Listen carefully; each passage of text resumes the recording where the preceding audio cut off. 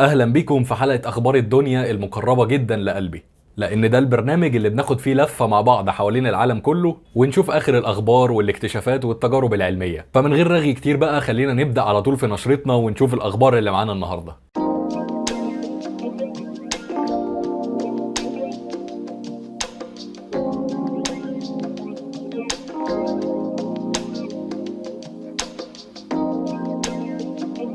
الحقيقة ان كلنا عارفين ان تطور التكنولوجيا بقى مرعب ومحدش عارف اخره ممكن يوصل لحد فين، لكن انا متأكد انك اكيد عمرك ما تخيلت اللي انت هتسمعه دلوقتي.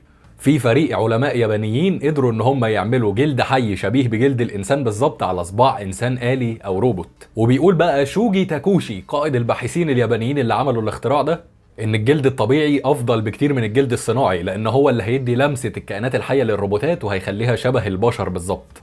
وعشان يعملوا الجلد ده حطوا صباع الروبوت في محلول كده. المحلول ده كان بيتكون من الكولاجين، وده بروتين طبيعي موجود عادي في الجسم، وخلايا ليفية، وده نوع من الخلايا بيبقى موجود في الجلد البشري. يعني نقدر نقول ان المحلول ده كان عبارة عن المكونات الرئيسية اللي بتكون جلد الانسان. وبعدها بقى كمان راحوا مغلفين الصباع ده بطبقة من الكيراتين، وطبقة الكيراتين دي هي الخلايا الرئيسية اللي بتتكون منها بشرة الإنسان. وكمان الصباع ده لو اتجرح يقدر يتصلح بسهولة باستخدام الكولاجين زي الإنسان بالظبط لما بيتعور ويقعد يحط مراهم ويربط إيده. والفريق الياباني ده فوق كده كمان قالوا إن هم شغالين عشان يضيفوا تفاصيل أكتر زي الضوافر وزي بصيلات الشعر والغدد العرقية. ومين عارف في الآخر ممكن يوصلوا لحد فين؟ يمكن في يوم من الأيام يبقى عندنا روبوت كله على بعضه متغطي بجلد طبيعي زي ده. ومع تطور الذكاء الاصطناعي بقى ما نعرفش نفرق بينه وبين البشر الطبيعيين.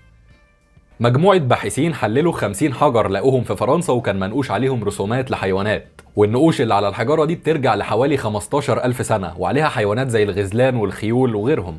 وفي الأول كانوا لقوا علامات كده حروق على الحجارة دي زي ما تكون اتنحتت جنب النار، لكن بعد التجارب اكتشفوا إن أنت لما تقرب النار من الرسومات المنقوشة على الحجارة دي أصلا هتبان الحيوانات المرسومة كأنها بتتحرك.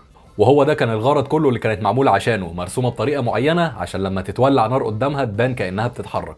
عشان كده لما اتنحتت من 15,000 سنة والقدماء استخدموها كانت النار سايبة علامات على الحجارة دي. ونقدر نقول كده ان ده نوع من انواع سينما ما قبل التاريخ. 9 أعمال فنية ضخمة من نتيجة شغل 7 فنانين مختلفين. أول ما تشوفهم ممكن يجي في بالك إن هم يصلحوا والله لتزيين الشوارع والميادين، لكن أكيد بقى عمرك ما هتفكر خالص إن دي أصلا كلها عبارة عن مخلفات مصانع. أيوه زي ما سمعت كده بالظبط، كل الإبداع اللي أنت شايفه قدامك ده هو عبارة عن مخلفات خارجة من المصانع. حديد بقى وخشب وبلاستيك وستانلس وغيرهم من المواد دي. وبعدها اتعمل لهم إعادة التدوير دي بالشكل اللي انت شايفه واتعرضوا في مهرجان العالمين في مدينة العالمين الجديدة اللي موجودة على ساحل البحر المتوسط طبعا، واتحولت من مخلفات ضارة لأعمال فنية صديقة للبيئة. وده هو نفسه اللي كان بيواكب استضافة مصر لقمة المناخ كوب 27 في الشهر اللي فات ده. اكتشف العلماء أقرب ثقب أسود من كوكب الأرض واللي بيبعد عننا 1600 سنة ضوئية بس.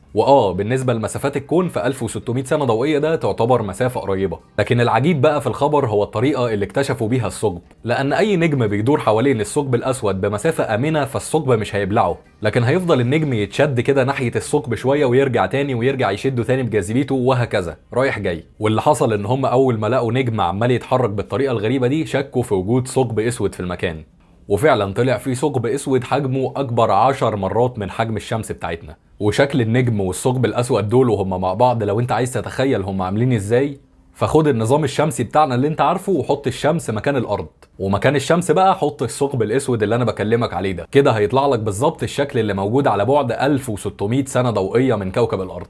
وبالمناسبة بقى فمكتشف اقرب ثقب من كوكب الارض اللي لسه بكلمك عليه كان هو الباحث المصري كريم البدري، عالم الفيزياء الفلكية في معهد ماكس بلانك لعلم الفلك. ناخد خبر تاني ولا كفاية كده؟ لا مش هتطول ولا حاجة، نقول خبر أخير.